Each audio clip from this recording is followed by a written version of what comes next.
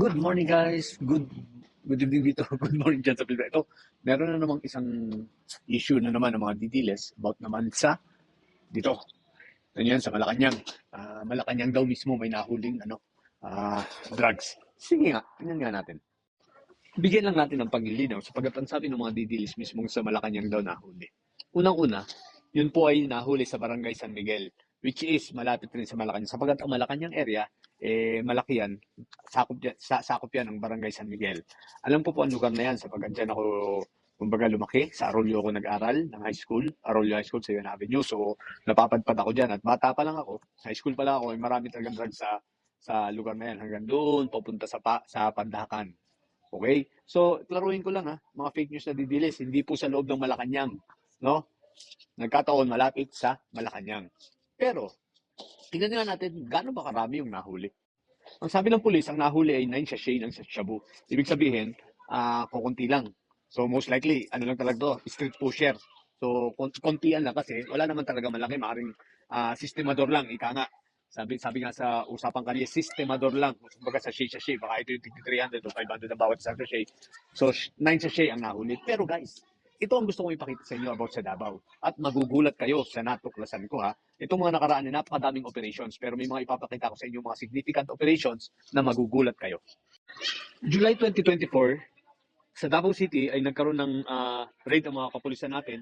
At sa pamamagitan ng search warrant, ito gusto ko emphasize na meron na huling 758,000 worth of shabu through search warrant. Ine-emphasize ko, search warrant. Bakit? Sapagkat at the same day na ito, meron pa rin isang nahuli. Ipakita ko mamaya. Pero gusto kong banggitin ko anong significant dito.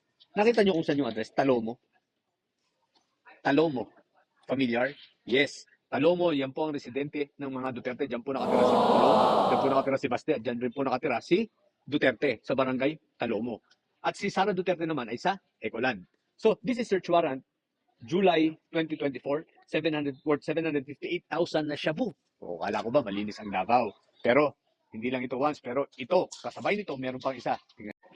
Kasabay ng pagkakahuling yun, meron pang isang nahuli. The same day, 374 naman worth of shabu. Pero baka sabihin nyo, iisa ito. Bakit? The same sila. Sa Talomo rin nahuli. Magkaiba po. Bakit? Yung isa po ay through search warrant. Ito naman po ay through bypass. Yung isa po, isa lang ang nahuli. Ito po ay tatlo ang nahuli. Ayan po, bypass po ang ginamit. Nagbigay po ng mark money ang mga pulis na worth 6,000 pesos. So, na-bypass po ito, bypass. Klaruhin ko, Ito po ay nabilhan. Hindi po siya search warrant. So, kung tataka kayo, Barangay Talomo, kung nasaan ang bahay ni Duterte at ni Pulong, what the heck, ng mayor ng Davao na si Baste, Talomo, nandun ang drugs. What the heck? At ito po ay nangyari. Ang mga hulihang ito ay nangyari nung nagsimula na pong mag-reshuffle ang mga kapulisan, nung nagsimula na pong maupo si General Torre sa Davao. Yan po, nabibisto na kung ano mga drugs talaga meron sa Davao. Kasi sinasabi nilang malinis. Ito pa po. Ito po ang pumukaw sa aking atensyon at umagaw ng aking atensyon. Ito po ang pagkakahuli ng isang kabataan na estudyante na nagbebenta ng shabu. Saan po siya nagbebenta? Sa Ecoland, sa lugar ni Sara Duterte. At saan po siya? Sino mga nakahuli? Saan po siya ang residente? Kaya doon rin po siya siya po ay taga Talomo. At doon po siya nakahuli po sa kanya yung mga pulis sa Talomo at doon po siya nakadetain. Ito po, guys, ang mga estudyante ngayon sa Davao ay mga pusyan na rin. Ginagamit ng sindikato. Malamang, kaninong sindikato? Again, emphasize ko Talomo at Ecoland. Parehas mga residente kung saan nakatira ang mga Duterte. Ito pa ang isa, 13,000 worth of shabu nahuli. Saan? Pakita ko po sa inyo kung saan. Ayan po, sa Ecoland na naman.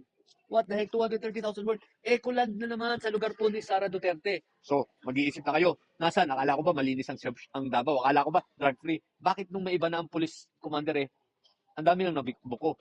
Ilan lang to sa mga kung titingnan yung website ng Mindanao Times, napakaraming nahuli ron, napakaraming balita about sa drugs. Ilan lang to mga pinili ko at meron pa akong ilan na mga pinili.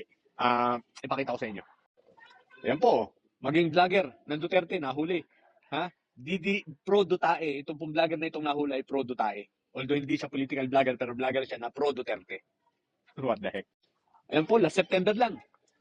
Last September 17, 2024, 102,000 worth of shabu. Nahuli rin. Sa Davao na naman. Saang lugar? Talomo na naman. At ito ang latest. na ginawa no October 21 hanggang October 22, within 24 hours meron pong nahuli, no? 24 hours lang to ha. Nakahuli ang ating mga police ng worth 140,148 pesos na mga pusher. Sana naman sa Davao City na naman. Mostly rito Talomo na naman. What the heck? Kung nasaan ang lugar ni Pulong, nasaan ang lugar ng mga Duterte, doon nagkalat ang mga drugs. Ayan po, meron po mga nahuli na 12 sa iba't ibang operations po yan ha. What the heck? Bagong-bago. So ano na po, medyo sumegway lang ako ng konti ha, sa usaping Bagyo sapagkat dahil lang dito sa usapin naman ng sa Malacanang. So, ano na, mga taga Davao, mag-isip-isip na kayo. Tutuloy nyo pa ba ang Duterte dyan? Kung maupuin nyo pa ba si Digong? Natural. Baguhin na. May bago ng pag-asa. Andyan si Migs, andyan si Carlo. Subukan nyo naman ang iba. No? Hindi nyo malalaman kung hindi nyo susubukan. So, yun na po sa umagang ito dyan at gabi rito.